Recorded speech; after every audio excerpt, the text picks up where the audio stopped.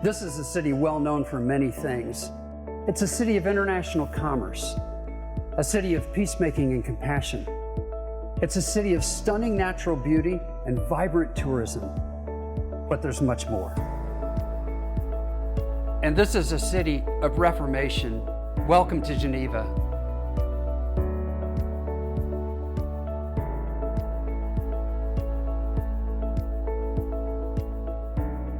The Reformation was the 16th century movement that worked to reform certain practices and teachings within the Roman Catholic Church. And the result was the establishment of the Reformed and Protestant churches.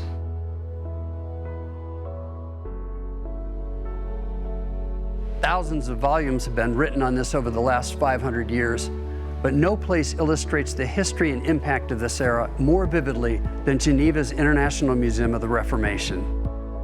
As a president and CEO of a philanthropic foundation myself, I see thousands of good causes to support.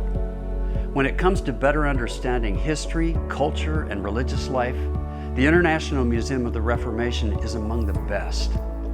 Because of that, I chose to serve as a board member for this museum. It recently completed a remarkable transformation using innovative technology that brings its exhibits to life. I want everyone to experience this place. As you explore, you step into the pivotal decades leading up to the Reformation and follow it through the 1500s and beyond. The bold actions of the courageous reformers continue to resonate even today, shaping society far beyond the walls of the church. The museum is home to many one-of-a-kind pieces that you have to see for yourself in person. But come on inside, and let me give you a glimpse of just a few of the most significant ones.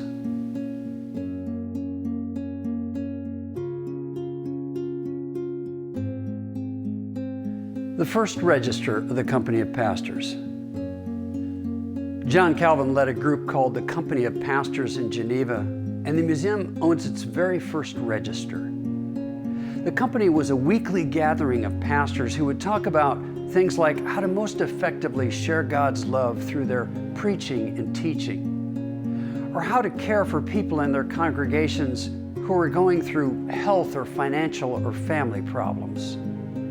This hand-copied register of the company recorded Calvin's ecclesial ordinances from 1541. It also includes records of their meetings and letters between pastors that were intended to offer mutual support in their ministries. This register is a precious testimony of daily life in Geneva at the time of the Reformation. Papal Indulgence Certificate. One of the most objectionable church practices at the time for the Reformers was the then Roman Catholic Church's use of indulgences. But what is an indulgence? Prior to Calvin's time, indulgences were introduced as a way for a donor to buy a certificate of forgiveness and eradication of a person's sins. The museum's indulgence is a rare one. While indulgences are no longer used by the Roman Catholic Church, this document helps us understand Martin Luther's strong objection to this practice.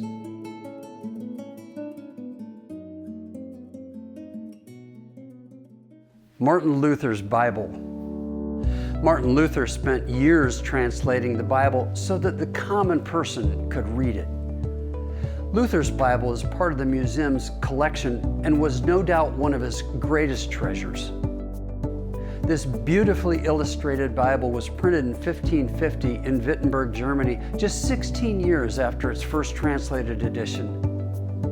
Luther's Bible vividly depicts various scenes from the Old and New Testament that not only tell the stories of the love and hope of God, but also bring them to life with colorful and detailed illustrations.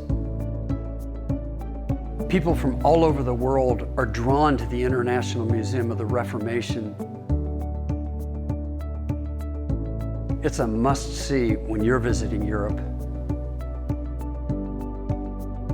Geneva's Museum of the Reformation is not just about the past. It's about how people courageously rose to change their lives and also change the future. They were not perfect, but the Reformers' advances led to education for all, compassion and relief for refugees, fairer economic systems, and healthier dialogue between differing points of view. And their convictions continue to inspire future leaders to fight for things like civil rights, to unleash creativity in literature and art, and to pursue academic freedom and advances in research and science.